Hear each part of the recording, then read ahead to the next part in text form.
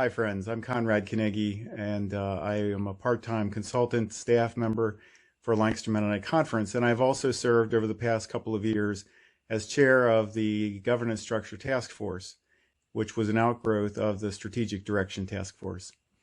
This is an update of our work for Celebration of Church Life 2021. I'm going to begin with a passage from Revelation chapter 7, verses 9 to 12 or 13.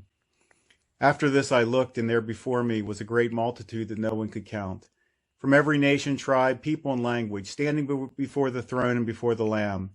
They were wearing white robes and were holding palm branches in their hands. And they cried out in a loud voice, "Salvation belongs to our God, who sits on the throne, and to the Lamb." All the angels were standing around the throne and around the elders and the four living creatures. They fell down, and on their faces they worshipped God, saying, "Amen. Praise and glory, wisdom and thanks and honor, and power and strength be to our God forever and ever. Amen." About 2 years ago, I was asked to chair this task force. I agreed to do so, saying to Keith that only 6 months and then I would resign. It's been a little more than 6 months, but the intention of my statement was that we needed to keep this on track, and it needed to be shorter rather than longer in duration. Other team members included Akia Haddocks-Rossiter, pastor at Capital Christian Church in the Washington-Baltimore district, Bishop Richard Buckwalter, and moderator Keith Weaver.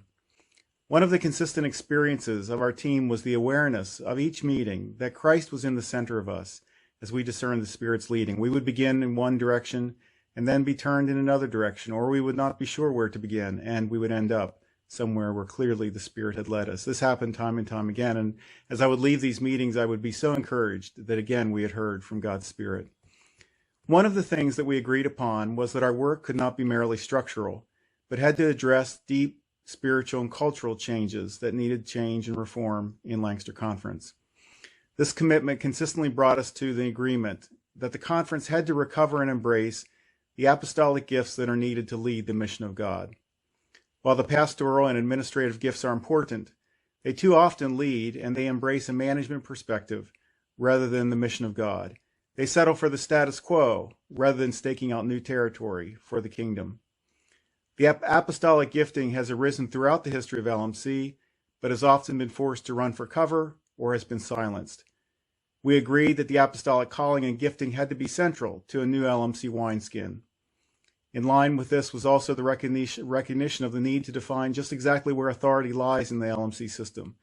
Because for the mission of God to gain traction, we always have to be clear where authority is in the system. We also agreed that the current arrangement of districts was oriented towards maintenance rather than mission, and that the leaders within these districts were not sufficiently resourced to lead the mission of God in their regions. We proposed a clustering of districts into mission zones, with resources for church planting and multiplication explicitly built into this new arrangement. As we prayed and discerned, we invited Bishop Glenn Kaufman of the Washington-Baltimore district to join our team. Glenn is one whose gifting is clearly and calling apostolic. LMC has also the gift of being an ethnically and racially diverse group of congregations, a fellowship of congregations, with 60% of its congregations being African American, Hispanic Latina, Asian American, and more. At the same time, the composition and planning of LMC's gatherings does not sufficiently reflect the presence of these brothers and sisters or their influence in the gathering, nor does the leadership of LMC adequately reflect their gifts, their experiences, their presence, their callings. With the vision of John the Revelator that I just read, seeing all tribes and peoples and languages and tongues gathered together around the eternal throne of the Lamb, we made a commitment to ensure that this vision be embedded within any new wineskin of LMC. To assist the team in doing so, in embedding this value into the work of our structures and of our new governance, we invited Overseer Hyacinth Stevens from New York City to join us.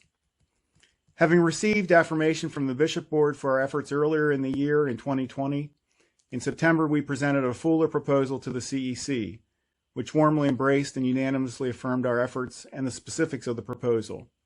A month later, we presented our proposal to the Bishop Board and received additional feedback for future drafts.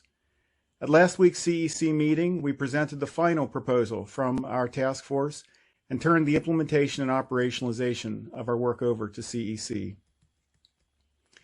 Any vision for God's mission in LMC must be led by the apostolic and prophetic gifts, supporting the evangelistic gift.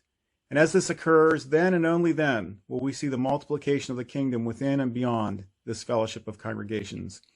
It's been a joy and a blessing for me to lead this team, to work with each one of these individuals who is uniquely gifted to be part of the team, and also, most of all, to sense God's Spirit directing us.